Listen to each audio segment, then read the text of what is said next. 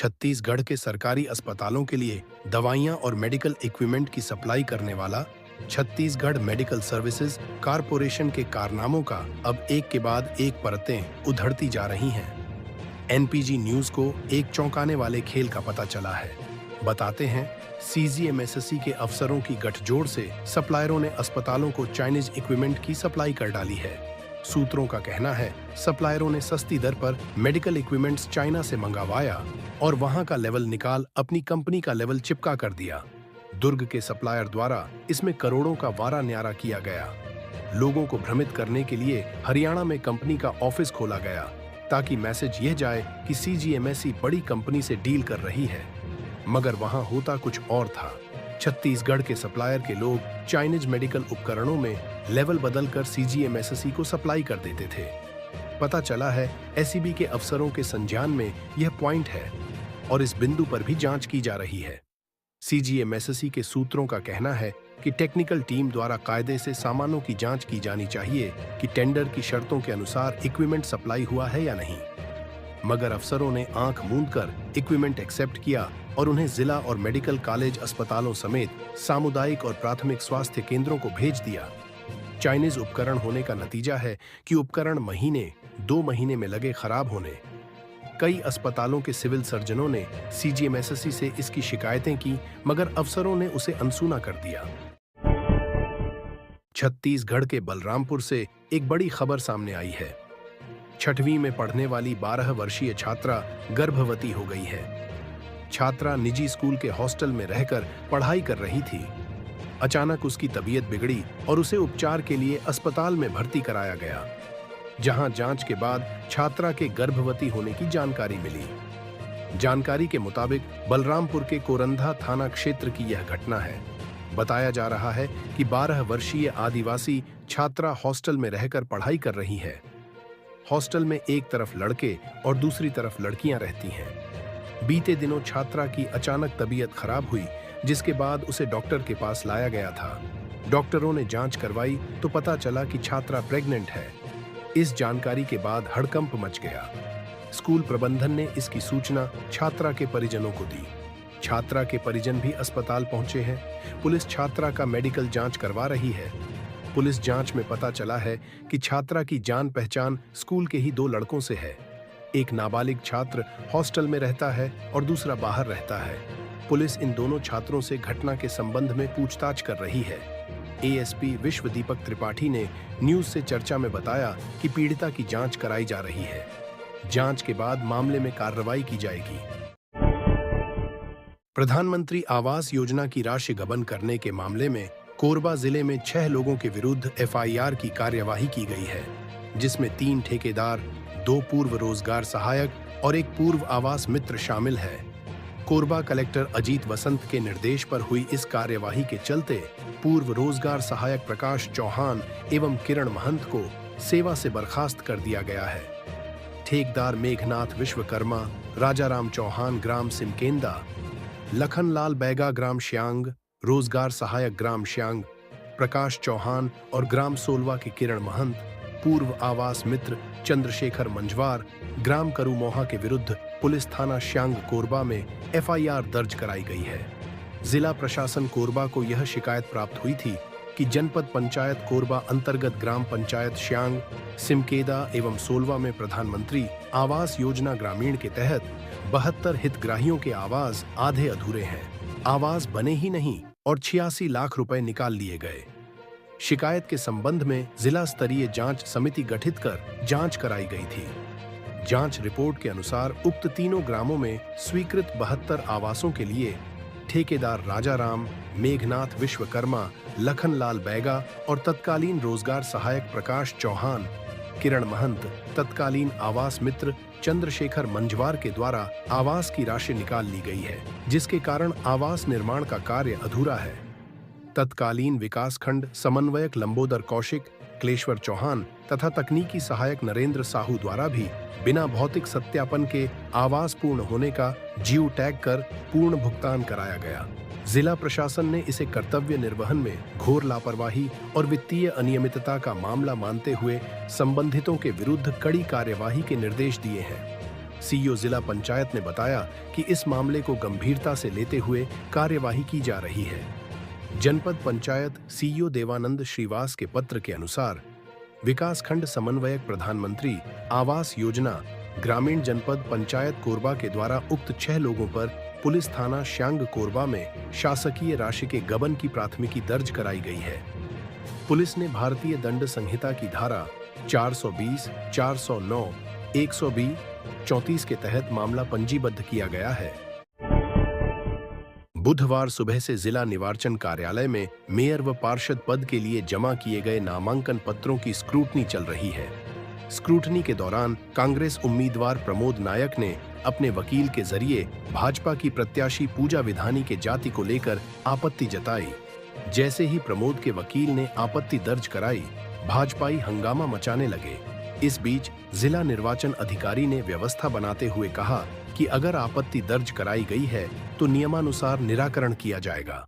इसके साथ ही आरओ ने भाजपा प्रत्याशी को नोटिस जारी कर ओबीसी जाति के संबंध में दस्तावेज पेश करने का निर्देश देते हुए सुनवाई के लिए कल शाम 5 बजे का समय तय कर दिया है। बिलासपुर नगर निगम में महापौर चुनाव के लिए भाजपा ने पार्षद अशोक विधायक की पत्नी पूजा विधानी को उम्मीदवार बनाया है। मेयर का पद ओबीसी के लिए आरक्षित किया गया है। इसी के तहत कांग्रेस ने प्रमोद नायक को उम्मीदवार बनाया है। प्रमोद नायक ने अपने वकील के जरिए पेश आपत्ति में कहा है कि पूजा विधानी तेलुगु समाज से आती है। नामांकन पत्र में उन्होंने खुद को उड़िया बताया है। पूजा विधानी का असली नाम एल पद्मजा है। अशोक विधानी से शादी के बाद उनका नाम पूजा विधानी पड़ा। एक पद्मजा को तेलुगु समाज का समझा जाता था, पर उड़िया समाज का होने और ओबीसी वर्ग से होने का उन्होंने नामांकन भरा है। कांग्रेस प्रत्याशी की आपत्ति को जिला निर्वाचन अधिकारी ने स्वीकार कर पूजा विधानी से ओबीसी समुदाय का होने का प्रमाण और दस्तावेज पेश करने का निर्देश दिया है। पूजा विधानी ने एनपीजी को बताया कि उसके जाति प्रमाण पत्र में कहीं कुछ गड्ढबद्धी नहीं है। उसके पहले भी वह बिलासपुर नगर निगम के वार्ड पार्षद का चुनाव लड़ डस चुकी है। जो जाति प्रमाण मेयर पद के चुनाव में जमा की है, वही प्रमाण पत्र उस समय भी जमा की थी। उन्होंने कांग्रेस पर आरोप लगाते हुए कहा कि कांग्रेस के प्रत्याशी और नेता जबरिया विवाद खरीदी डीढ़िया कर माहौल बनाने की कोशिश कर रहे हैं। छत्तीसगढ़ में बनने वाले 4 मेडिकल कॉलेजों के भवन के लिए छत्तीसगढ़ मेडिकल सर्विसेज कारपोरेशन ने 1206 करोड़ का टेंडर निकाला है। इस टेंडर को फाइनल करने के लिए सीजीएमएससी के अफसर इतने बेचैन हैं कि जो मेंबर टेंडर कमेटी की बैठक में नहीं थे, उनके घर आदमी भेजकर साइन करने दबाव बनाया जा रहा है। जाहिर है, छत्तीसगढ़ के कवर्धा, जांजगीर, गीदम और मनेंद्रगढ़ में 4 नए मेडिकल कॉलेज की स्वीकृति मिली है। भारत सरकार ने इसके लिए अपने मद का 1206 करोड़ रुपए भेज चुका है। सीजीएमएससी इन 4 भवनों के लिए टेंडर किया था। 4 मेडिकल कॉलेजों का सीजीएमएससी ने एक ही टेंडर किया है। इसमें एल&टी समेत 3 कंस्ट्रक्शन कंपनियों के टेक्निकल बिड फाइनल हुआ है। इसके बाद 6 जनवरी को फाइनेंशियल बिड ओपन किया गया। भारी गड़बड़ियों की आशंकाओं के चलते 6 जनवरी की बैठक में आधे से अधिक मेंबर नहीं आए। टेंडर कमेटी में सीजीएमएससी के एमडी समेत 16 अधिकारियों को मेंबर बनाया गया है। इनमें डायरेक्टर हेल्थ और डायरेक्टर मेडिकल एजुकेशन को सीएमओ और मेडिकल कॉलेज के संबंधित नोडल अधिकारियों को नामित करने कहा गया था। दोनों डायरेक्टरों ने कवर्धा, जांजगीर, गीदम और मनेंद्रगढ़ के सीएमओ के साथ ही प्रस्तावित मेडिकल कॉलेजों के 4 नोडल अधिकारियों को टेंडर कमेटी का सदस्य नामित किया। पता ये भी चला है कि सीजीएमएससी ने दोनों डायरेक्टरों को गुमराह करके उनके नीचे के अधिकारियों से मेंबर नामित करा लिया। छत्तीसगढ़ में इनकम टैक्स विभाग ने बड़ी कार्रवाई की है। राजधानी रायपुर समेत कई जिलों में आईटी की टीम ने दबिश दी है। टीम ने रायपुर, दुर्ग, भिलाई और बिलासपुर में राइस मिलर समेत कई कारोबारियों के ठिकानों पर छापा मारा है। जानकारी के मुताबिक बुधवार की सुबह आयकर विभाग की टीम ने राइस मिलर समेत कई अन्य ट्रेड से जुड़े कारोबारियों के ठिकानों पर छापेमारी की है। 100 से ज्यादा आयकर अधिकारियों की टीम पहुंची है। रायपुर के रामसागर पारा, राठौर चौक, जवाहर मार्केट स्थित कारोबारियों के घर और ऑफिसों में जांच चल रही है। बताया जा रहा है, टैक्स चोरी के मामले में यह कार्रवाई की गई है। हालांकि अभी इसकी आधिकारिक पुष्टि नहीं हुई है। प्रयागराज में चल रहे महाकुंभ में भगदड़ की खबर है।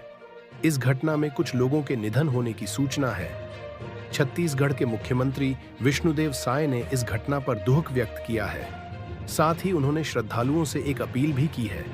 सोशल मीडिया में जारी अपने संदेश में सीएम विष्णुदेव ने कहा है कि प्रयागराज महाकुंभ में संगम तट पर घटित भगदड़ की दुर्भाग्यपूर्ण घटना में कई श्रद्धालुओं के निधन और घायल होने की खबर अत्यंत दुखद है।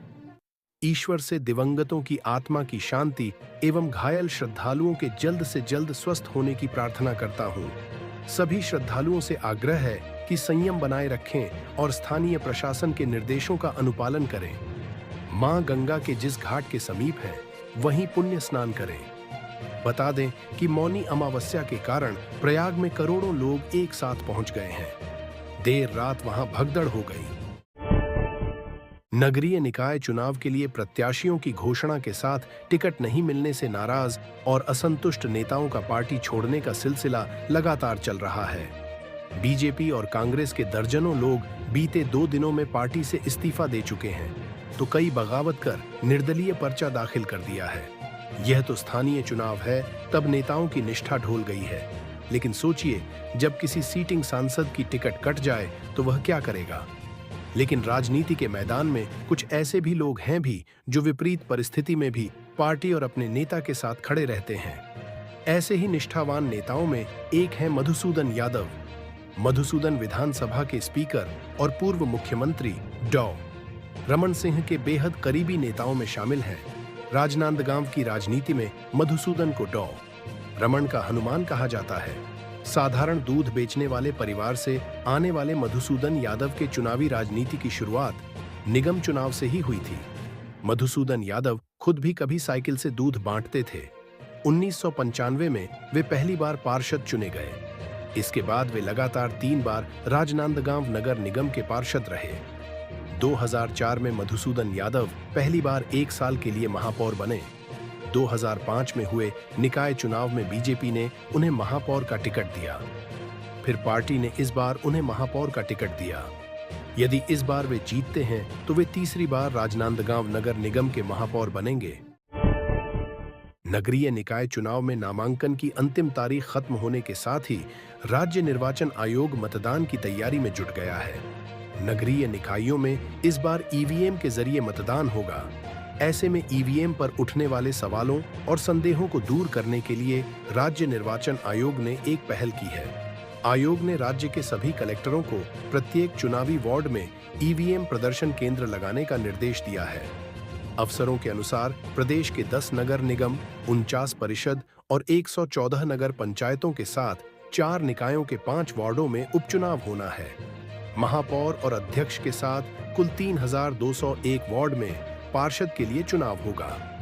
राज्य निर्वाचन आयोग ने सभी कलेक्टरों को प्रत्येक चुनावी वार्ड में ईवीएम की जानकारी देने के लिए एक सेंटर बनाने का निर्देश दिया है। इन सेंटरों में मास्टर ट्रेनर को नोडल अफसर बनाया जाएगा। वहां आम लोगों को ईवीएम की पूरी जानकारी दी जाएगी। लोगों को डेमो देखने और करने का भी मौका मिलेगा। दुर्ग निगम चुनाव के वार्ड क्रमांक 13 से भाजपा के अधिकृत प्रत्याशी अजीत वैद्य का नामांकन को निर्वाचन अधिकारी ने रद्द कर दिया है। अजीत वैद्य ने पहला नामांकन वार्ड क्रमांक 12 से पार्षद पद के लिए जमा किया था। दूसरा नामांकन वार्ड क्रमांक 13 से जमा किया था। स्कूटनी के दौरान अजीत वैद्य का पर्चा वार्ड क्रमांक 12 से निर्दलीय प्रत्याशी के रूप में स्वीकृत हो गया। भाजपा ने यहां से किसी अन्य को प्रत्याशी बनाया है। एक नामांकन स्वीकृत होने की वजह से अजित वैद्य का दूसरा नामांकन वार्ड क्रमांक 13 में दाखिल किया गया था, उसे निरस्त कर दिया है। जानिए क्या है नियम। आयोग के नियमानुसार एक अभ्यर्थी केवल एक ही वार्ड से चुनाव लड़ सकता है। तय नियमों के चलते अजीत का पर्चा एक वार्ड से निरस्त कर दिया है।